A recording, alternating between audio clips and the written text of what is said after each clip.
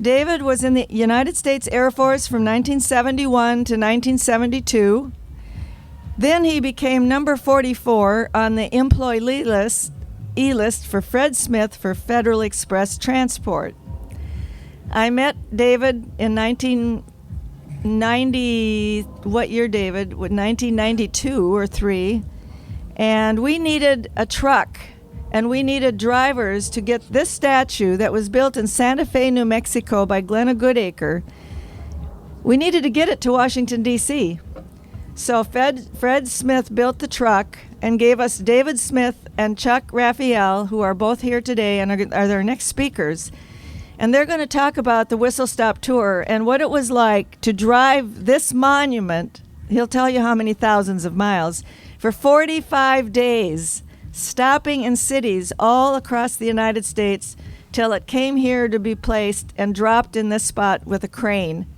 So David is currently living in Montana, not far from me, and he is currently Senior Vice Commander for the Department of Montana Military Order of the Purple Heart. Please welcome David Chung and Chuck Raphael. I asked Chuck to come up here with me, but he's kind of camera shy, so I'm going to be speaking for both of us. 25 years ago, I got with Diane and we started planning for a Whistle Stop Tour, but it was pretty much impromptu. I went up to her at a DMZ to Delta dance, and we discussed what she had talked about earlier in the evening about bringing the statue across the country and showing it to America and the people who probably could not get to Washington, D.C. So we worked everything out, and I tried to get Federal Express to get on board with the project. After about 2 or 3 months, I didn't hear back from them, and quite by accidentally, I was asked to go to Indianapolis and pick up one of the people that worked with me at Federal Express that I actually brought on board. He was an industrial engineer and got promoted to Vice President of Logistics and Transportation, ground transportation for FedEx. His name was David Becker. So for about 180 miles going back to Chicago from Indianapolis, he was a captive audience. And I told him exactly what I wanted. So he took the information back to Memphis, got with the board of directors and Fred Smith at FedEx, and he gave me a call and he said he needed more information. So I got on the phone, I talked to Diane, I said, Diane, can you please write a letter and I'll forward it to Fred Smith in Memphis, Tennessee. After Diane wrote the letter, about a week later, Dave Becker gave me a call and said, it's a go. But I would have to plan the logistics, the budget, the appropriated people to work the project to get it from Santa Fe, New Mexico to Washington, D.C. Now, behind the scenes, there was a lot to do. We had to take a look at non-commodities, axle weight, transportation, scales. We had to design a truck. I went up to Wisconsin with Federal Express engineers, and we turned a Federal Express curtain side truck into a stage. So there was a lot of things that was going on, logistically, operationally, the finances, and then we needed another driver because we were traveling across the United States and we needed to log the time and stay within the Department of Transportation regulations. So the only other person that I could think of was Chuck Raphael, because both Chuck and I served in Vietnam during a part of our life that a lot of Americans didn't understand, and it was called the 1972 Easter Offensive in Vietnam in 1972. There's not too many of us left. There was some horrible times. We were the last troops on the ground and in the air and off the coast during the Easter Offensive of 1972 in Vietnam. We were the last ones there.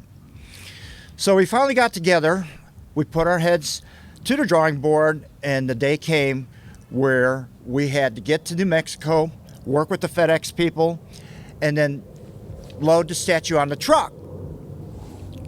It's kind of interesting to see how this evolved into a healing process, not only for me, but Chuck and everybody else involved. Taking a statue into my possession for about 45 days through 42 cities really opened up my eyes to looking at myself and my inner self about what we did in Vietnam. As an Asian American living with the face of the enemy and dealing with veterans from all walks of life, I saw the war from a different point of view. We started off with Walk of the Warriors blessing the statue, and they put this feather on the memorial to protect us through our travels. And the minute they did that, it started raining, and it didn't stop raining for a long time. So as we were driving along, we were finding that we were falling behind in our schedule because of the rain. So one morning we woke up, I went out to the truck, and the feather was gone.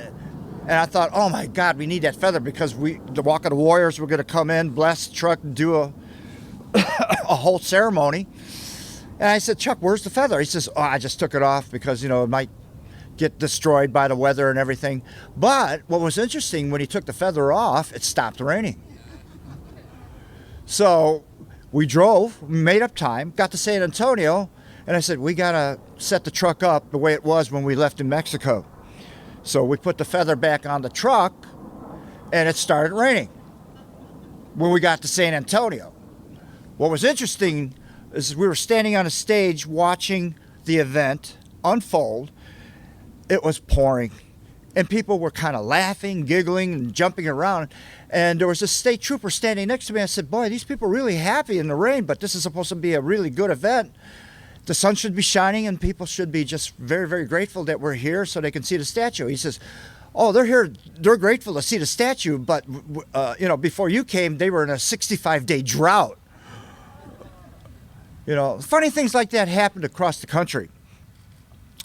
One of the most spiritual things that happened to us is when we went to Fort Riley, Kansas, and we were late. It was still raining. What was interesting is that we were talking in the truck, and we were trying to figure out, is there going to be anybody there to meet us? We were about 2.5 hours late. It was dark. And as we were setting up the statue, there were thousands of people waiting for us. Even though we were late, it was dark, the lights were dim. And then Chuck grabbed me by the shoulder. He said, Dave, stop what you're doing, take a deep breath, and I just want to show you something. I said, what do you want to show me? And we're standing on top of the truck, and we're looking down at the crowds of people in the pouring rain and the dim light. And for the first time, I noticed people were crying, tears of joys, but you could see it in the rain, in the dim light. So a lot of stories like that occurred throughout the whole trip. If you take a look at the statue after I speak or after the event is over, the lady standing looking up in the air with her hand sticking out, you'll see a little nick, it's almost probably worn out, on her fingernail of her little pinky. When we measured the pallet that we were going to place the statue on, we didn't know that the measurements of her hand was sticking out just a little bit further than we thought. And so when we were in New Mexico, I was ready to take off, and I was going to slam the curtain shut, and it caught her finger. And I thought, oh my God, I bent her finger or I did some damage. But apparently there was hardly any damage at all. So that was my little mark that I left on the statue, showing that we brought the statue here. When we got to Washington, D.C., it was kind of nice, to be here, and the trip was over. But when I went home, a lot of emotions started to stir through my mind. What did I just do? It didn't sink in until a few weeks later that, this was something that I would never expect to do when I got back from Vietnam. We worked with a lot of nurses. We were on C-7 Caribous, and towards the end of the war, we were bringing a lot of people to 3rd Field Army Hospital in Saigon. and we landed on one medevac mission at Lock, and they destroyed the aircraft on the ground. So we were stuck there during the siege of An Lock. And a lot of people forget that, any branch of the service, when you lose your transportation, your aircraft, your ship, your boat, your Jeep, your truck, and you're at a fire base, everybody becomes infantry. So we had, I was attached to the 377th Caribou 7th Air Force, and we were assigned to the 1st Marine Air Wing, 12th Marine Air Group. I ran into some guys that were there during the Easter Offensive, and we were there at An Lock for 2 months under siege. And I thought about that as I was driving the statue across country, about what we had gone through.